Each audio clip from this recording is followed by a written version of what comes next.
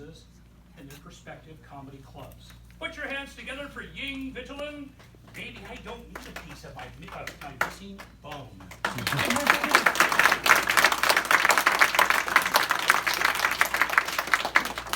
Yes, hello, fellow Toastmasters. Hello. And I know you all public speaking gurus. Yeah, so I feel like I'm in the right place. Like, I just introduced, I've been doing 6 years of a Toastmaster with 3 different groups. I felt like, yeah, it took 6 years for me just to open my mouth. Yeah, thank you. And to prepare this 10 minutes comedy, I've been doing comedy every night last 2 weeks. And people ask me, why you want to do comedy? I thought about it, then I said, because I don't want to steal American jobs. Thank you. Yeah, thank you. Yeah. And also, all my jokes are made in America. So you got nothing to worry about. Yeah. And plus, I got problems. You know, I talk a lot. So comedy is not a therapy, but it's therapeutic.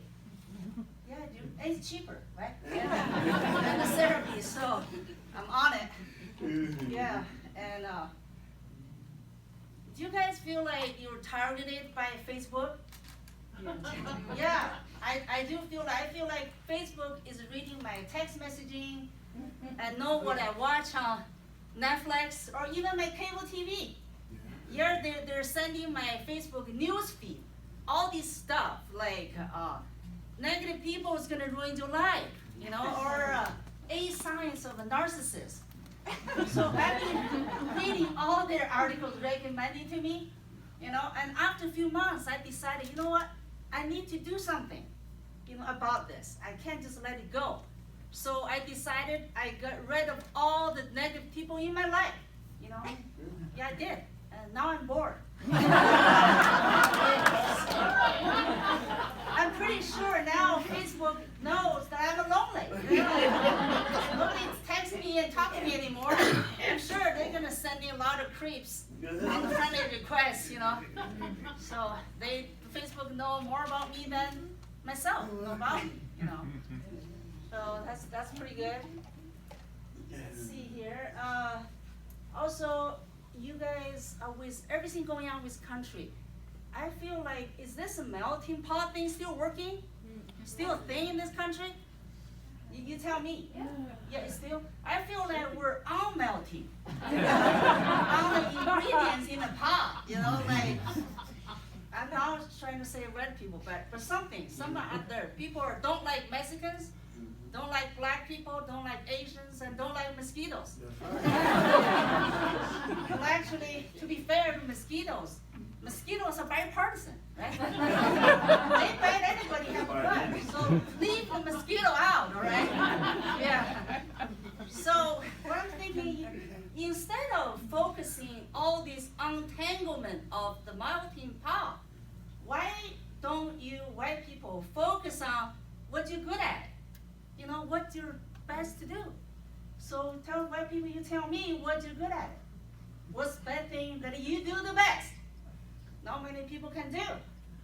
If you can't figure out, I'll tell you what you're good at. You're good at it discovering continents. Right? You're good at landing at the moon. We already achieved that. So now just go to the Mars. Do that. Yeah, invent things, science, technology, you know. But next time, before you go, discover another piece of land, just make sure, don't call it Indians, right? That's been taken twice already. Also, next time you go, make sure you get yourself vaccinated, right? Yeah, because guess what, people? It's been proven your germs work. That shit killed 25 million native Indians. And I thought it would correct me. No, it's indigenous people. So, yeah, no, 25 million. And plus, we already have vaccine. White people, thank you very much. That's your invention. So go get a shot before you go next time, all right? Yeah. All right, so next I want to say, my theme is my missing bone, you know. I have a back surgery, lower back surgery 2 years ago, 2017. You know, and my old boss is here, she knows that. Yeah, and guess what? The doctor took out a 1.5 inches my lower back bone between lumbars 3 and 4. Do you know where it's located? Do you know your own body? Yeah. Good, thank you. I know some people have lower back pain. Yeah, they took it out the bone is because to make a room so they can put their finger and instrument there to do something, right? Yeah, to cure my pain. So at the time when they had me sign the paper just before going to the operating table, you you feel like you're signing your life away, right? It's like if you die, it's not their problem. That kind of paper, yeah. At the time, I was thinking, you know what? Yeah, maybe they will cure my pain. That's why I'm doing this, because the 3 years oxycodone is not working, right? Yeah, so I'm doing this. But maybe I'm gonna sit in the wheelchair for the rest of my life. But I'll go ahead and do it. So I signed it. But guess what? 2 years later, 2019. Look at me. I'm well and alive and kicking. Thank you, right, people. Your technology. Forget about Chinese medicine, the wholesomeness. They don't know about my body. Anyway, so I'm thinking, you know what? I need to go back to get my black belt. I stopped. I quit at the blue belt. But before I go there, I'm doing Zumba. Zumba. So one day I'm doing Zumba 3-4 times a week, right? One day I'm doing it, I'm like, you know why I don't feel pain at all? I don't feel missing bone or bone there, not there, no difference, right? So I'm thinking, wait a minute, maybe we don't need that piece of bone in the first place. If they took it out when I was 1 to 2 years old, I can just grow up as tall as I'm now, right? And here, let's listen to Bernie Sanders. He had a heart attack a week ago, and a heart attack a week later, he's on the debate. He's campaigning. Wow, our body's amazing. So along that line, I'm thinking, well, if I don't need that piece of bone, what about other body part or organs in our body we don't need, right? If they took it out, doctor, we don't even notice anything. So I'm thinking, you know what? I know one. What about liver? Yeah, our liver. You guys are serious. Yeah. No.